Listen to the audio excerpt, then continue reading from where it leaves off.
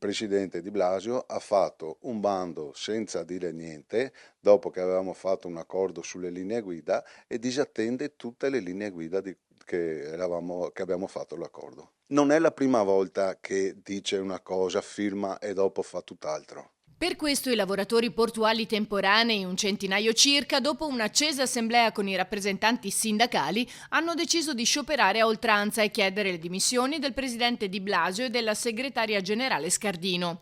Molte le critiche mosse al bando, ritenuto poco chiaro in diversi passaggi. Ci sono temi importanti come la clausola sociale è la garanzia che tutti i lavoratori che ipoteticamente passano da un'azienda A a un'azienda B siano tutelati e non ci sia nessuno lasciato fuori. Il problema nasce dai numeri effettivi che devono essere a Venezia e a Chioggia. A Venezia dovremmo essere minimo 135 persone.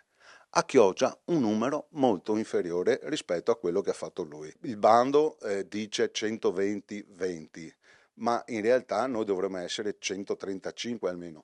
Come da direttive ministeriali siamo disponibili ad assumere gli esuberi di Chioggia, però dopo ci deve essere due bandi distinti, come scritto nelle linee guida. Di Blasio ha cercato di rassicurare le controparti e chiarire i diversi punti, annunciando anche di aver convocato un tavolo con i sindacati nazionali, visto l'interesse sollevato da un bando di fatto apripista in Italia.